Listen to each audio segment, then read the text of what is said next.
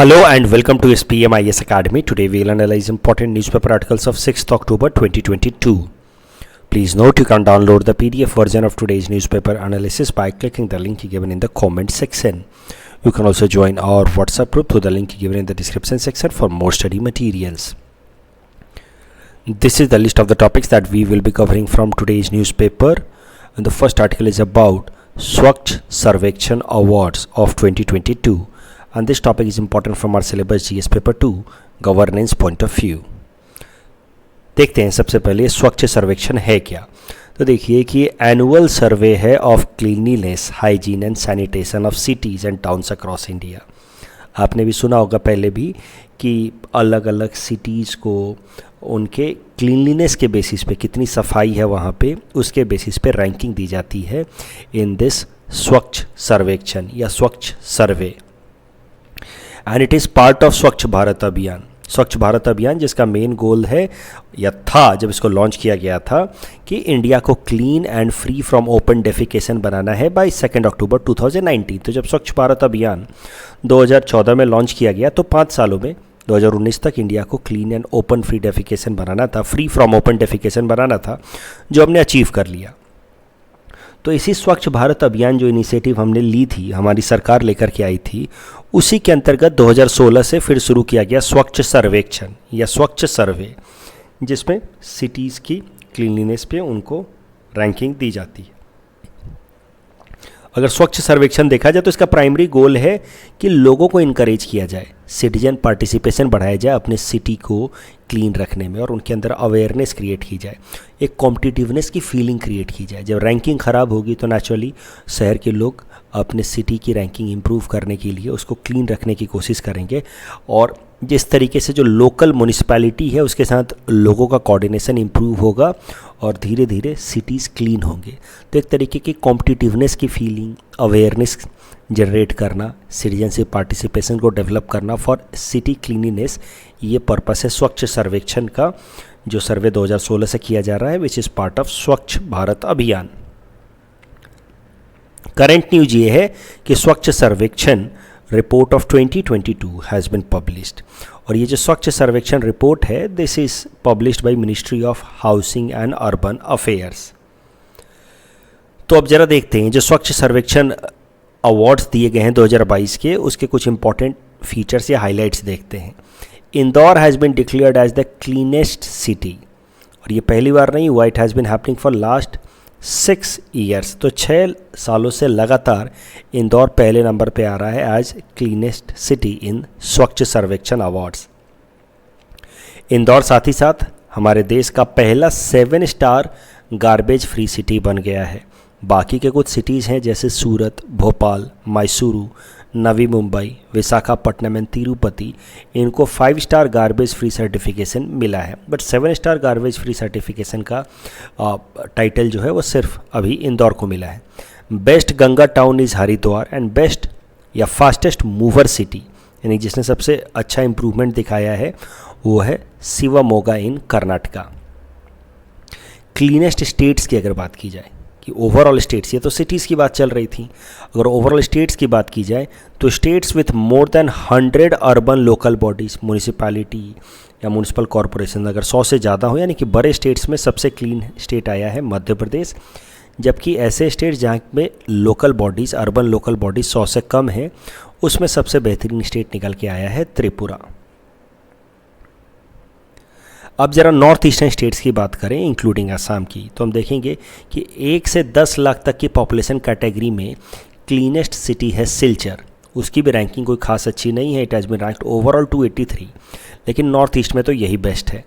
50,000 से 1 लाख की population category में Lunglei in Mizoram has been declared as the cleanest city. Diphu in Assam is the fastest moving city in North East, यानी कि सबसे ज़्यादा इंप्रूवमेंट जिसने दिखाया है.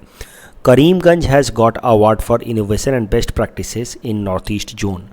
तेजपुर को सेल्फ सस्टेनेबल सिटी स्टेटस दिया गया है in North Eastern zone. Guwahati की बात की जाए या गुवाहाटी म्यूनिसिपल कॉरपोरेशन की बात की जाए तो हमारा रैंकिंग लगातार ख़राब ही होता जा रहा है. गुवाहाटी की रैंक है 342 out of 382 cities. Guwahati comes in this category 1 to 10 lakh population category, उसमें 382 सिटीज़ में हमारी रैंकिंग है 342 इन क्लीनलीनेस। पिछले साल इससे थोड़ी बेहतर रैंकिंग थी, 312 थी, इस बार ख़राब होकर के 342 हो गई है। अभी सीधा सीधा ये आपसे मैं कहीं नहीं पूछेगा हो सकता है, लेकिन कभी भी अर्बनाइजेशन पे सवाल आए अगर एपीएससी में, तो अर्बन डेवलपमेंट पे, अर्बनाइजेशन पे सवाल आए, ये जनरली जीएस 3 में आ सकता है, तो वहाँ पे आप, या जीएस पेपर 5 में भी आ सकता है आसाम इशूज़ वाले में, तो वहाँ पे आप ये रैंकिंग मेंशन कर सकते हैं if you have to prove कि urbanisation overall has been haphazard specially in Guwahati city. इस टॉपिक के बेसिस पे ये प्रीलिम्स प्रैक्टिस क्वेश्चन हमने आपको दे रखा है। Please attempt this question and you can submit the answer in the comment section. The next article is about tokenization of cards. This topic is important from our syllabus GS paper 3 Indian economy point of view. तो इस article को समझने के लिए, tokenization of card को समझने के लिए हमें पहले समझना होगा कि आखिर ये टोकनाइजेशन ऑफ कार्ड एग्जैक्टली है क्या। Then we will see the current news. तो समझिए, एग्जाम्पल लेते हैं। मान लीजिए जेठालाल जी हैं। अब जेठालाल जी को शॉपिंग करनी है, ऑनलाइन शॉपिंग करनी है, और उनको अमेजन से जाकर के कुछ ख़रीदना है। तो ऑनलाइन शॉपिंग के लिए उनको क्या करना होगा? अमेजन जो इस केस में आप समझिए मर्चेंट कहा जाएगा, क्योंकि अमेजन तो खुद सेलर है नहीं ना, मर्चेंट है, वो किसी और का सामान यहाँ बिक रहा है। It is just a kind of interface. तो इस तरह के इंटरफेस को हम लोग मर्चेंट कहते हैं। तो इस मर्चेंट के थ्रू जेठालाल जी को अगर कुछ सामान ख़रीदना है, ऑनलाइन शॉपिंग करनी है, तो पहले इनको अपने कार्ड के डिटेल्स यहाँ अमेजन पे इंसर्ट करने होंगे। डिटेल जैसे कि CVV नंबर, कार्ड का नंबर जैसे क्रेडिट कार्ड नंबर या डेबिट कार्ड नंबर, ये सब चीज़ें इंसर्ट करनी होंगी। अमेजन फिर इस डेटा को सेव कर लेता है, राइट। जैसे CVV नंबर वगैरह या कार्ड डिटेल्स अमेजन इसको सेव कर लेता है कि फ्यूचर में जब भी जेठालाल जी को शॉपिंग करनी हो दोबारा अमेजन पे, तो इनको दोबारा से ये सारे डिटेल्स ना डालने पड़े। लेकिन अब प्रॉब्लम क्या है? जेठालाल जी तो फ्रीक्वेंट शॉपिंग कर रहे हैं, तो एक बार उन्होंने डेटा इनपुट कर दिया और बाद में आराम से मज़े से शॉपिंग किए जा रहे हैं। किसी दिन अगर अमेजन का ये जो पोर्टल है वो हैक हो गया, तो जेठालाल जी और इनके जैसे जितने और कस्टमर्स हैं जिनका डेटा यहाँ पे दिया हुआ है, वो सारे डेटा भी हैक हो जाएंगे। फिर इनके अकाउंट से पैसे निकाले भी जा सकते हैं इलीगल तरीके से, यानी कि साइबर फ्रॉड के चांसेस हैं इस तरह की ऑनलाइन शॉपिंग करने में। जिस दिन अमेजन हैक हुआ, जिस दिन फ्लिपकार्ट हैक हुआ, ये सारे डेटाज भी हैक हो जाएंगे, लीक हो जाएंगे। तो that challenge always remains when you do online shopping and when you feed your card related data in the merchant portals। इसी से बचने के लिए कॉन्सेप्ट लाया गया है कार्ड टोकनाइजेशन का। अब कार्ड टोकनाइजेशन को मैं फिर से फिगर की मदद से समझाता हूँ। वो क्या है यहाँ तो डिटेल में लिखा है, लेकिन मैं फिगर की मदद से समझाता हूँ।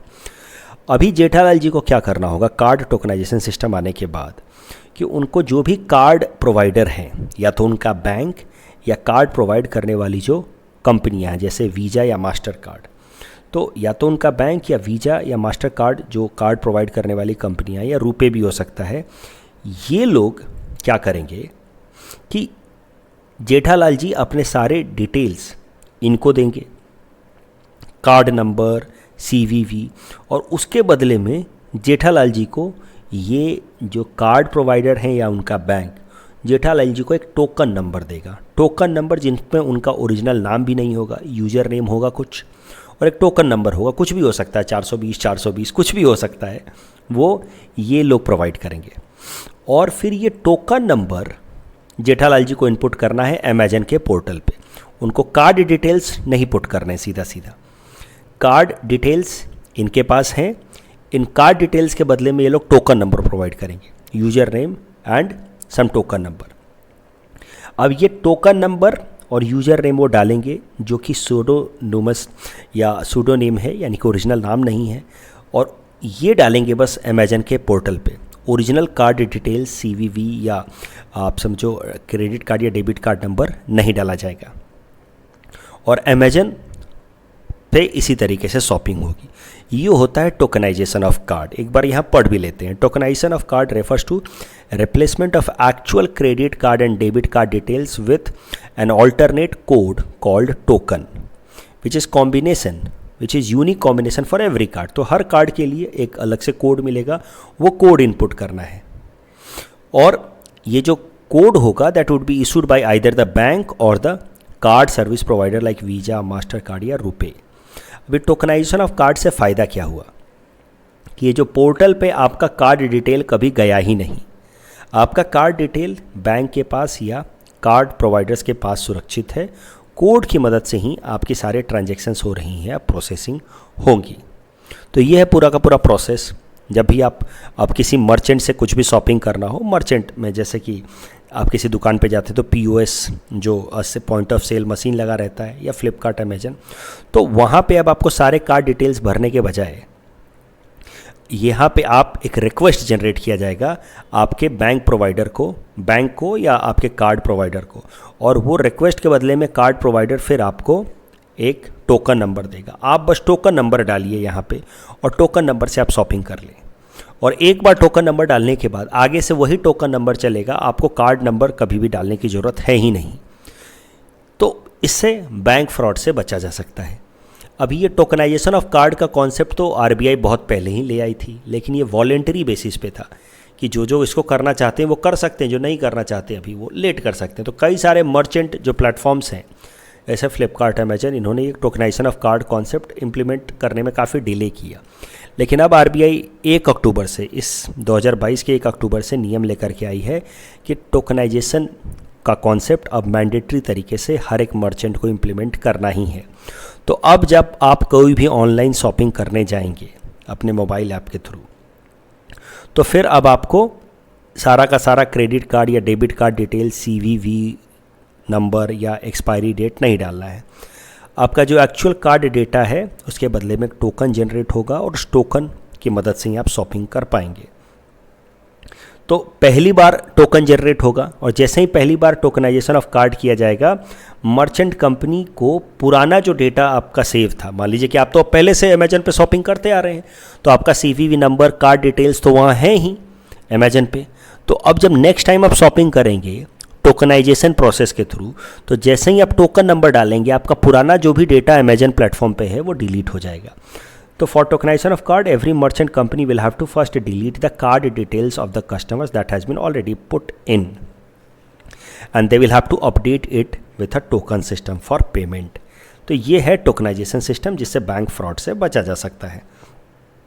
कुछ पीटी पर्सपेक्टिव से ये बातें याद रखिएगा कि टोकनाइजेशन ऑफ कार्ड के लिए कस्टमर से कोई भी चार्ज नहीं लिया जाएगा, 1 रुपया भी कस्टमर से नहीं लिया जाएगा।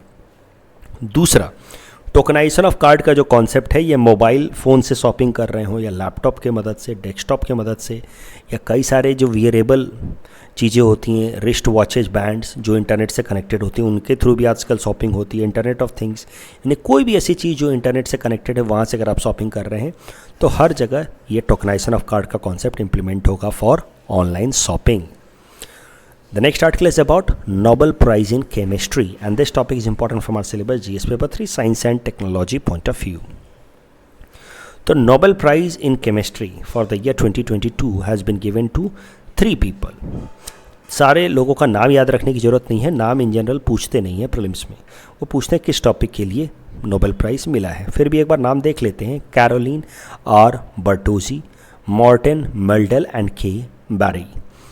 इनको ये नोबेल प्राइज़ केमिस्ट्री के अंदर मिला है इन 2022 for development of click chemistry and bio orthogonal chemistry. क्या है क्लिक केमिस्ट्री?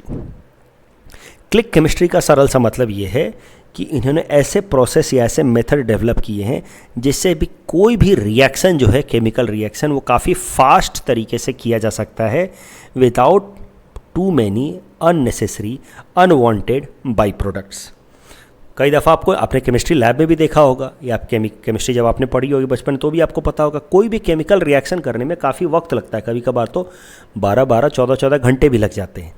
तो इन 3 लोगों ने मिल करके क्लिक केमिस्ट्री को डेवलप किया, जिसमें ज़्यादातर केमिकल रिएक्शंस को काफ़ी फास्ट या फर्म तरीके से किया जा सकता है without taking too much time and without moving through any complicated process and without having too much unwanted by products. ये जो क्लिक केमिस्ट्री है that is very much useful in medical science या फिर ट्रीटमेंट ऑफ कैंसर। तो यहाँ पे भी देखो, जैसे ये प्रोडक्ट है, इन दोनों केमिकल्स का रिएक्शन करा करके हमें ये बनाना है। तो click chemistry will make this process very fast. दूसरा, they have been given Nobel prize in chemistry for bio orthogonal chemistry. Bio orthogonal chemistry क्या है?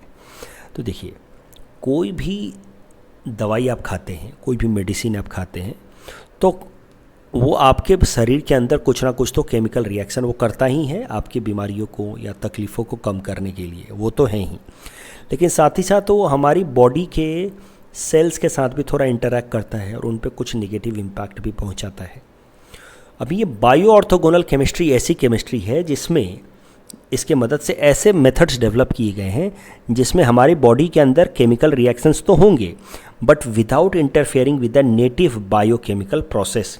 ये मेडिसिन डाला जाएगा बॉडी के अंदर, ये सेल के अंदर अपना केमिकल प्रोसेस तो करेगा लेकिन सेल के बाकी किसी एंटिटी के साथ वो अननेसेसरी तरीके से इंटरैक्ट नहीं करेगा।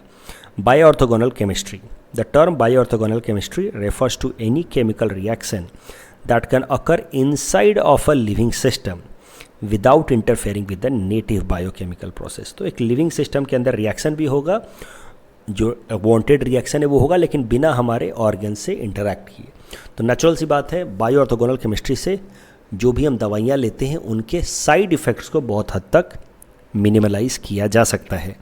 इस टॉपिक के बेसिस पे ये प्रीलिम्स प्रैक्टिस क्वेश्चन हमने आपको दे रखा है। Please attempt this question and you can submit the answer in the comment section.